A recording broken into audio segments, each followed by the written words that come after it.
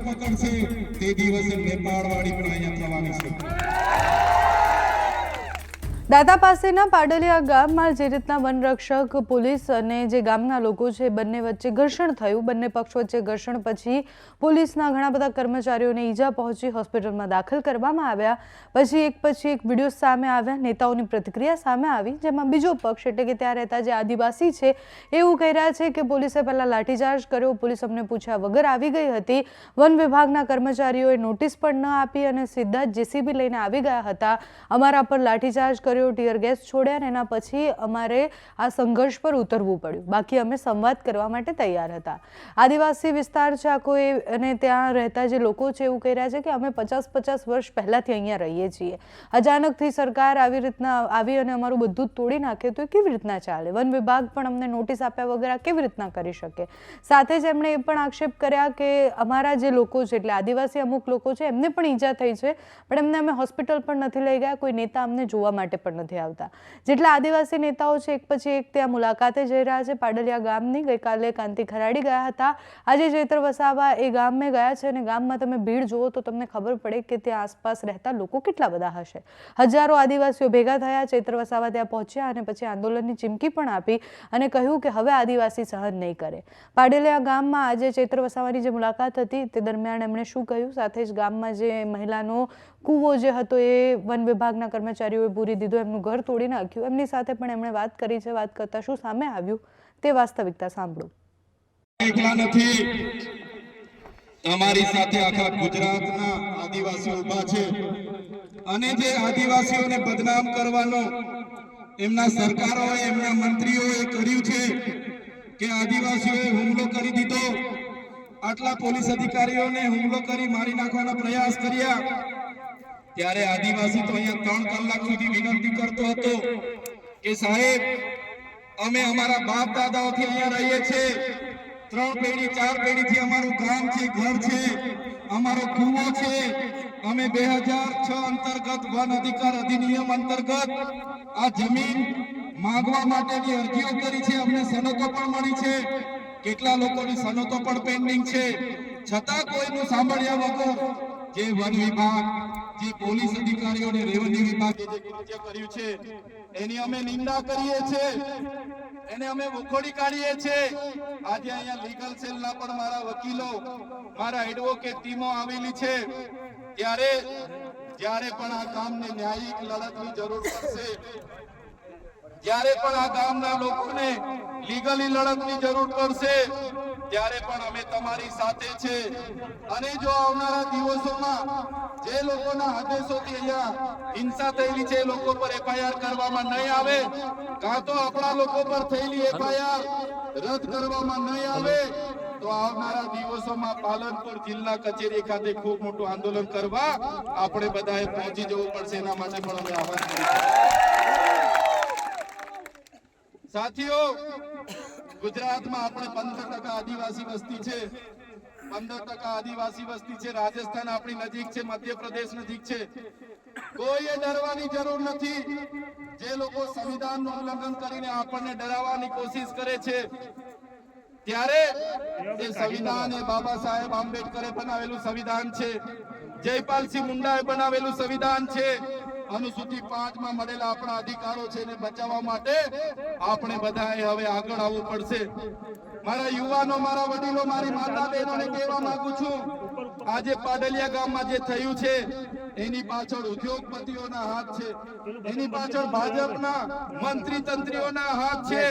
એમણે પોલીસ અને વન વિભાગને એમનો હાથો બનાવીને આપણી સાથે લડાવીને આપણને ડરાવીને આપણી જમીન મેળવવાના પ્રયાસો કર્યા છે। ત્યારે આપણે બધાએ પક્ષ, પાર્ટી, સંગઠન, સંપ્રદાય અને બધું જ ભૂલીને એક આદિવાસી તરીકે જ્યારે પણ આપણા ભાઈ સાથે અન્યાય થાય, જ્યારે પણ આપણી બેન સાથે અન્યાય થાય, જ્યારે પણ આપણી જરૂર પડે ત્યારે બધાએ એક અવાજ પર ભેગા થવા માટે તૈયાર થઈ જવું પડશે, નહીં તો આપણી જમીન આ લોકો આપણા પરથી છીનવી લેશે। ત્યારે સાથીઓ, આજે મારી તબિયત પણ નરમ હતી, પણ જે મારી બેન કાલે પરમ દિવસે એમના વિડીયો મેં જોયા, ગામના લોકો સાથે સંપર્ક કર્યો, ત્યારે મને થયું કે જઈને બેનને મળીએ, હકીકત જાણીએ અને અહીંયા આવીને જોયું ને જાણ્યું ખરેખર ખૂબ અત્યાચાર આપણા લોકો સાથે થયો છે અને પાછા આપણા લોકો પર જ એફઆઈઆર થઈ છે અને કોમ્બિંગ કરીને બધાને પકડવાની વાત છે ત્યારે કોઈએ ડરવાની જરૂર નથી. ક્યાંય પણ તમારી સાથે અન્યાય થશે તો આખા ગુજરાતનો આજુબાજુ રાજસ્થાન હોય કે મધ્યપ્રદેશનો આદિવાસી સમાજ તમારી સાથે છે. ત્યારે મારા વડીલો, મારી યુવાનો, મારા ભાઈઓ અને બહેનોને અમે કહેવા માટે આવ્યા છે, જ્યારે પણ આદિવાસી સમાજની લડતની વાત હશે, જ્યારે પણ આદિવાસી સમાજ માટે લડવાનું હશે, એ સડકથી લઈને સદન સુધી અમે લડવા માટે તૈયાર છે.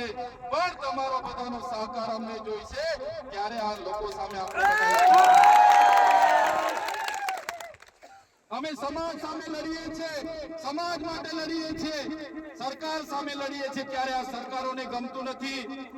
અમને પણ જેલોમાં નાખી દેવામાં આવે છે, જેલોમાં લઈ જઈને અમને ડરાવવામાં આવે છે, ધમકાવવામાં આવે છે, વેદના આપવામાં આવે છે, મારા પરિવારને પીડા આપવામાં આવે છે. છતાં અમે ડરતા નથી અને ડરીશું પણ નહીં. મારા સમાજના તમામ મુખીઓ, મારા પટેલો, મારા સરપંચો, મારા તમામ પદાધિકારીઓ, યુવાનો, વડીલોને અમે કહેવા માટે આવ્યા છે, જ્યારે પણ આદિવાસી સમાજ પર આફત આવશે, આપણી અસ્મિતાની વાત હશે, આપણી સંસ્કૃતિની વાત હશે, આપણી બહેનો સાથે અન્યાય થશે કે યુવાનો સાથે અન્યાય થશે, તો આ ચૈતરભાઈ વસાવા અને અમારી ટીમ અમે આગળ લઈશું. તમારે એફઆઈઆર કરવી હતી. જે પોલીસ અધિકારીઓએ લાઠીચાર્જ કર્યો, જેમના આદેશથી લાઠીચાર્જ થયો, એવા ઉચ્ચ અધિકારીઓ પર બી એફઆઈઆર કરો. એ નેતાઓ પર પણ એફઆઈઆર કરો, એમના પર પણ કાર્યવાહી કરો.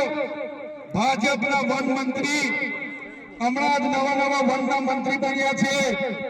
એને હોસ્પિટલમાં પોલીસ અધિકારીઓને બધા સાથે મુલાકાતો લીધી. એમણે એવું સ્ટેટમેન્ટ આપ્યું કે જે પણ લોકોએ જંગલી લોકો અમારા પોલીસ કર્મીઓ પર હુમલો કર્યો છે એમને છોડવામાં નહીં આવે.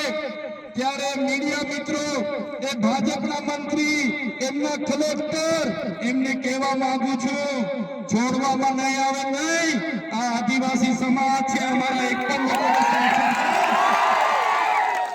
અમારા પાડલિયા ગામના એક પણ આગેવાનને ખોટી રીતે હેરાન કરશો તો અંબાજીથી ઉમરગામ નહીં, રાજસ્થાન અને મધ્યપ્રદેશના પણ હજારો આદિવાસીઓ અહીંયા આવીને ઉભા થઈ જશે.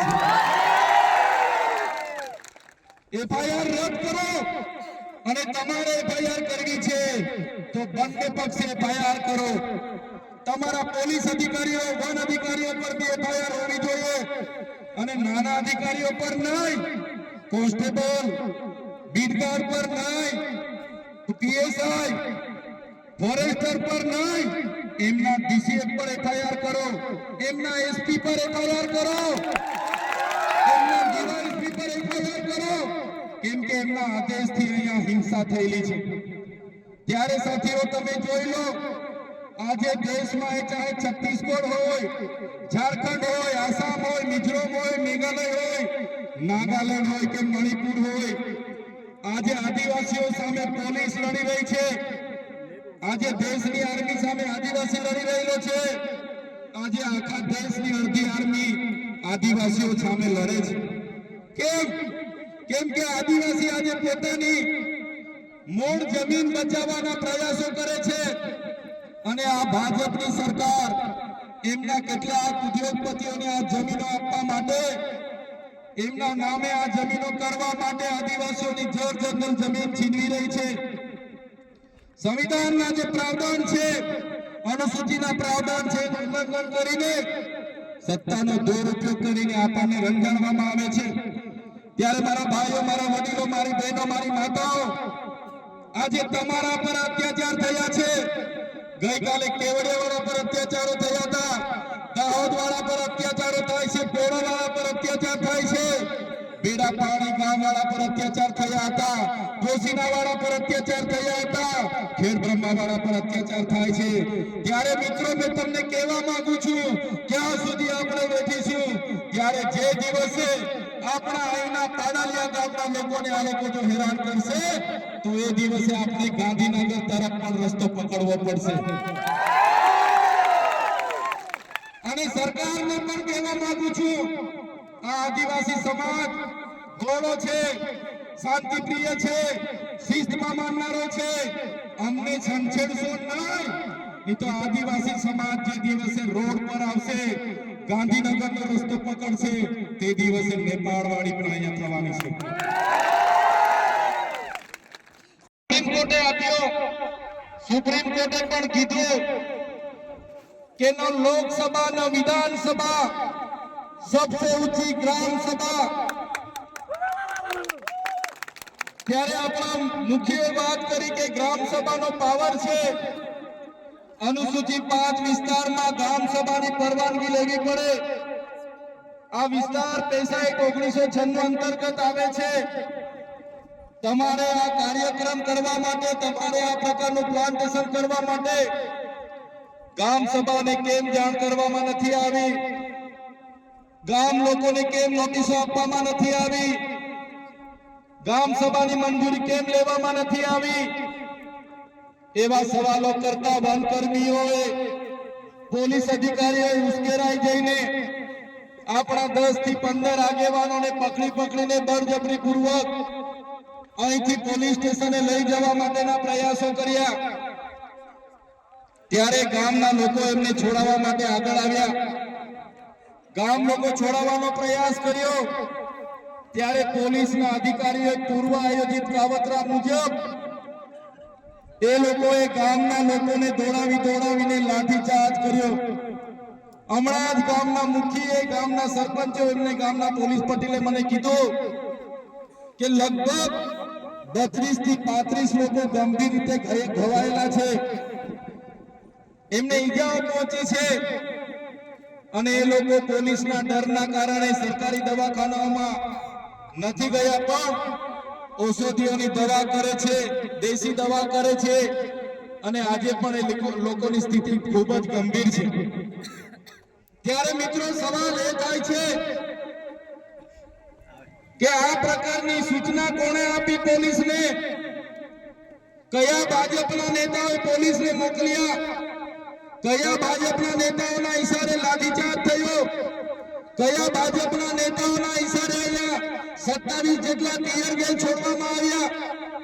અને કયા ભાજપના નેતાના ઈશારે અહીંયા 50 થી પણ વધારે રાઉન્ડ ફાયરિંગ કરાવવામાં આવ્યું? આ ફાયરિંગમાં નાસભાગ કરતા ઘણી માતાઓ, ઘણા બહેનો, ઘણા વડીલો ઈજા પામેલા છે. ત્યારે સાથીઓ, આપણો આદિવાસી સમાજ સંવિધાન અને સંવાદમાં માનનારો છે.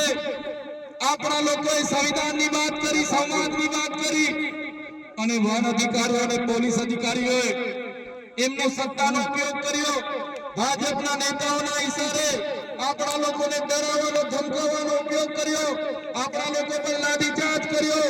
ત્યારે આ ભાજપની સરકારને, એમના એસપી ને, એમના ડીવાયએસપી ને, એમના ડીસીએફ ને આ ચૈતર વસાવા કહેવા માંગે છે, અમે આદિવાસી લોકો સંવિધાનમાં માનનારા છે, અમે આદિવાસી લોકો સમાજમાં માનનારા છે. અમારા આદિવાસી લોકોને તમે છંછેડશો. અમે સંવિધાનને હવે સમાજ સાઈડ પર મૂકીશું. એ દિવસે અહીંયા હાર-પારની લડાઈ થવાની છે. આ આદિવાસી સમાજનો ઇતિહાસ તમે જોઈ લેજો. આઝાદીની લડાઈમાં અમારા ગુરુ ગોવિંદજી લડ્યા છે, ભગવાન બિરસા મુંડા લડ્યા છે, ડાક્યા નાયક લડ્યા છે, ખાત્યા નાયક લડ્યા છે, જલકારી બાઈ લડી છે. મહારાણા પ્રતાપનો ઇતિહાસ જોજો, અમારા પૂંજા ભીલ લડ્યા છે. ત્યારે આ સરકારોને અમે કહેવા માંગીએ છીએ, દેશની આઝાદીમાં પણ રૂપસિંહ નાયક જેવા લોકોએ અમારા સ્વતંત્ર રાજ્યની સ્થાપના કરી હતી. દેશના વિકાસમાં પણ અમારા આદિવાસી સમાજે પરસેવો આપ્યો છે, લોહી આપ્યું છે. દેશના વિકાસમાં જ્યાં ડેમોની જરૂર પડી, અમારા લોકો વિસ્થાપિત થયા છે. કોરિડોરની જરૂર પડી, અમારા લોકો વિસ્થાપિત થયા છે. નવા નેશનલ હાઈવે બનાવવા અમારા લોકો વિસ્થાપિત થયા છે. એરપોર્ટ બનાવવા માટે અમારા લોકોએ જમીનો આપી છે. જળ, જંગલ અને જમીનો પર રહેનારો અમારો મૂળ માલિક આજે પોતાના સમાજ સાથે, આજે ગામથી, પોતાની સંસ્કૃતિથી, પોતાની પ્રકૃતિથી છીનબીન થઈ ગયો છે. આટલું બધું કર્યા પછી પણ અમારા લોકોને તમે રંજાડવાની વાત કરશો. તે દિવસે અમે તીરકાંઠા નથી ચલાવ્યા, 13 તારીખે અમે ભાલાપાલિયા નથી ચલાવ્યા, પણ પણ અમારી માતા બહેનોને હેરાન કરવામાં આવશે, આવનારા દિવસોમાં તીર કામઠા પણ ચાલશે ને અમે વિકાસના સાથે અમારે કોઈ નિસ્બત નથી, વિકાસનો અમારે કોઈ વિરોધ નથી, પણ આદિવાસીઓના ભોગે વિકાસની તમે વાત કરો છો એને હમણાં અમે સંમત નથી। એક બાજુ આઝાદીના 78 વર્ષ થઈ ગયા, અમારા લોકો આજે આઝાદીના 78 વર્ષ પછી પણ 2 ટકના રોટલાઓ માટે અમારા લોકોને શહેરોમાં મજૂરી કરવું જવું પડે, અમારા બાળકોના શિક્ષણ માટે શાળાઓમાં શિક્ષકો માટે આંદોલન કરવું પડે, સારી શાળા માટે આંદોલન કરવું પડે, પીવાના પાણી માટે આંદોલન કરવું પડે, જંગલની જમીન માટે આંદોલન કરવું પડે, અમારી ખેતીના પાકના ભાવ માટે આંદોલન કરવું પડે, અમારા યુવાનો સાથે જે અત્યાચાર થાય એના માટે આંદોલન કરવું પડે, મારી બે દીકરીઓ માટે આંદોલન કરવું પડે। ત્યારે અમે આ સરકારોને કહેવા માંગીએ છીએ, આ તમારી મનવાદી સરકાર, આ તમારી સામંતશાહી સરકાર, આદિવાસી સમાજ હવે જાગી ગયો છે। સરકારને અમે કહેવા માંગીએ છીએ, હવે અમારો સમાજ લડેંગે જીतेंगे, जिंदाबाद मुर्दाबाद, आगे बढ़ो, हाय रे सरकार, हाय हाय, आवेदन निवेदन હવે અમે કરવા માંગતા નથી। તમે પાડલિયા ગામ સાથે જે અત્યાચાર અમે કર્યો છે, જો આવનારા દિવસોમાં જે પણ લોકો પર એફઆઈઆર થઈ છે એ એફઆઈઆર રદ કરવામાં નહીં આવે તો આવનારા દિવસોમાં અમે પાલનપુર એસપી કચેરીનો ઘેરાવો કરીશું। ગામમાં અમે આ પરિવારોને મળવા માટે આવ્યા હતા। બધા લોકો જે પણ ઈજાગ્રસ્ત થયા છે એમની સાથે અમારી સંવેદનાઓ છે, અમે બધા તમારી સાથે છે। આવનારા દિવસોમાં જે પણ લીગલ પ્રોસેસ માટે આગળ જવું પડશે તો આપણે લડીશું, માનવ અધિકારમાં જવું પડશે ત્યાં પણ જઈશું, અનુસૂચિત જનજાતિ આયોગમાં જવું પડશે ત્યાં પણ જઈશું, યુનો કોર્ટ સુધી જવું પડશે ત્યાં પણ જઈશું, પણ ગુજરાતમાં કોઈ પણ જગ્યાએ આદિવાસીઓને હેરાન થવા માટે નહીં દઈએ। અને સરકારને પણ કહેવા માંગીએ છીએ, આ પાડલિયાના લોકો એકલા નથી, હવે પછી જો અમારા પાડલિયાના લોકો સાથે હેરાનગતિ કરશો તો અમે હજારો નહીં પણ લાખોની સંખ્યામાં અહીંયા ઉપસ્થિત થઈને તમારી સાથે ઉભી છું। ત્યારે મારા વડીલો, યુવાનો, માતાઓ, આજે અમે મુલાકાતે આવવાના હતા, ગઈકાલે જ તમને અમે જાણ કરી, અહીંયા તમે સૌ ઉપસ્થિત થયા છો એવા તમામ મુખીઓ, મારા વડીલો, મારા માતાઓ, મારી બહેનો, મીડિયાના મિત્રો અને તમામ પદાધિકારીઓનો આજના આ કાર્યક્રમમાં બધાનો ખૂબ ખૂબ આભાર માનું છું।